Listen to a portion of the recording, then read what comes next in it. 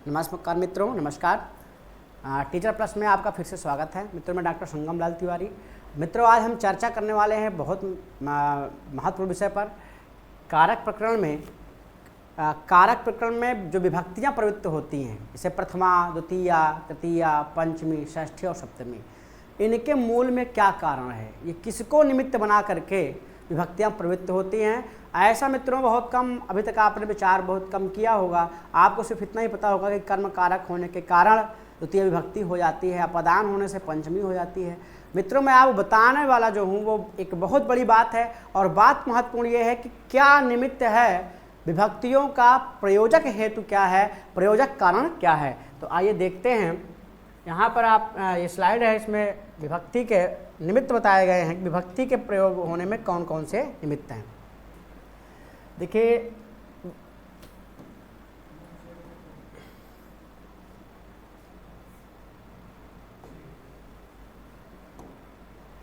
आइए देखते हैं विभक्ति के निमित्त में हेतु।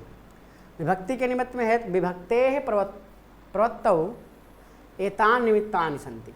ठीक है, विभक्ति के प्रवृत्त होने में कौन कौन से निमित्त हैं, अर्थात कारण कौन कौन से हैं, कौन कौन कारण है। तो कहे कारकम। ठीक है, कारक, पहला कारण क्या है, कारक। कारक को उद्देश्य मान करके विभक्ति क्या होती है मित्रों, प्रवृत्त हो जाती है। जैसे कि रामः गच्छति, यहाँ राम जो है कर्तृ कारक है, इसलिए प्रातिपदिक में प्रथमा विभक्ति हो जाती। कारक यानी कारक के उद्देश्य करके, जैसे ग्रामम गच्छति, तो ग्रामम में द्वितीय विभक्ति है, क्या है, कर्म कारण को उद्देश्य करके विभक्ति हो गई है। तो पहला हमारा जो मुख्य कारण है वो है कारक। कारक को उद्देश्य करके पदों में विभक्ति प्रवृत्त हो जाती है। विभक्तेः प्रवृत्तौ एतानि निमित्तानि, विभक्ति के प्रवृत्ति में कौन कौन से कारण हैं। एक तो हो गया कारक। प्रायशः लोग कारक को ही जानते हैं, अन्य जो विभक्ति के प्रवृत्ति में जो कारण होते हैं वहाँ तक व्यक्ति रहे बहुत लोग नहीं पहुँच पाते हैं। तो मित्रों, इस वीडियो से आपका सबसे बड़ा लाभ ये होगा कि आज आप ये जानेंगे कि कारक के अतिरिक्त भी विभक्ति के प्रयोजक हेतु हैं। दूसरा हेतु क्या है, पदार्थ योग, यानी उपपद।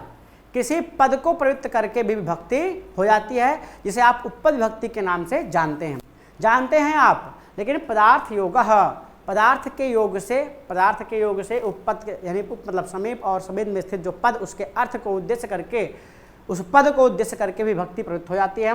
प्रातिपदिकार्थः, प्रातिपदिक को उद्देश्य करके भी प्रथम विभक्ति प्रवृत्त होती है। तो प्रातिपदिकार्थ, पहला कारक, दूसरा पदार्थ योग, तीसरा प्रातिपदिकार्थ।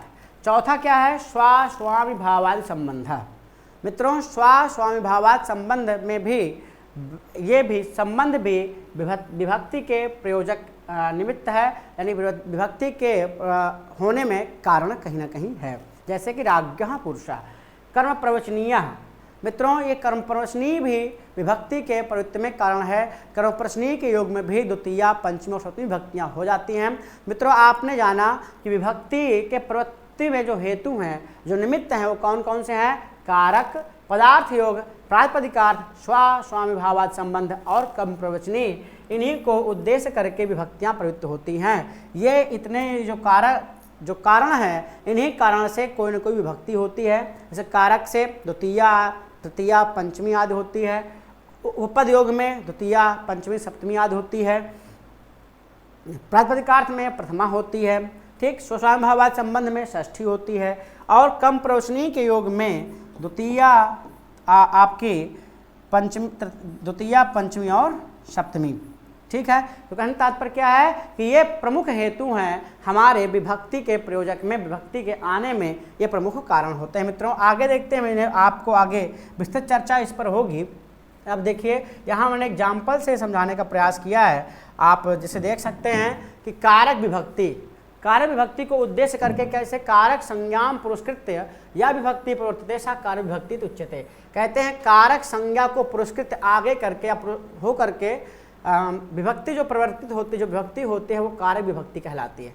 कारक विभक्ति किसे कहते हैं मित्रों, तो आप बताएंगे कारक संज्ञाम पुरस्कृत्य, कारक संज्ञा को आगे करके। जैसे ग्रामम गच्छति, यथा ग्रामम गच्छति, गांव को जाता है। यहाँ जो ग्रामम, यह जो शब्द है, इस ग्रामम शब्द में क्या है, पहले कर्तृ कर्म से कर्म संज्ञा को प्रवृत्त करके कर्म द्वितीया से द्वितीय विभक्ति हुई है, इसलिए ये कर्म संज्ञा को आगे करके जो विभक्ति होती है वो कारक विभक्ति कहलाती है। ये पहला प्रयोजक हेतु है विभक्ति के प्रवृत्ति में, जो मैंने आपको बताया था।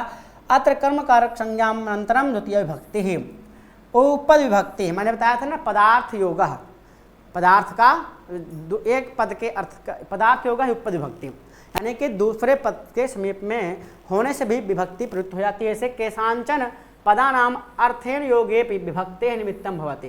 केशांचन कभी कभी किन्हीं शब्दों के पदानाम अर्थेन पदों के अर्थ के द्वारा अर्थ का योग होने पर भी विभक्ति का निमित्त होता है, और उसे हम क्या कहते हैं, जब इस प्रकार की स्थिति होती है उसे उपपद विभक्ति कहते हैं। कब?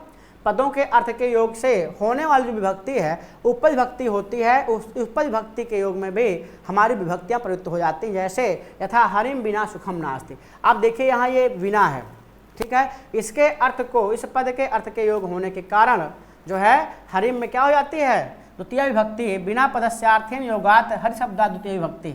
बिना जो यह शब्द है इसके योग से इस हरि में द्वितीय विभक्ति प्रयुक्त हो गई। तो इस प्रकार से पदार्थ योगात उपपद विभक्ति भी प्रयुक्त हो जाती है। आगे प्रातिपदिकार्थ, प्रथमायाः प्रवृत्तौ निमित्तं प्रातिपदिकार्थ संबोधनस्य भवति। कहते हैं प्रथमायाः प्रवृत्तौ निमित्तम, प्रथमा की प्रवृत्ति में निमित्त यानी जो कारण होता है वो कौन होता है, प्रातिपदिकार्थ और संबोधन।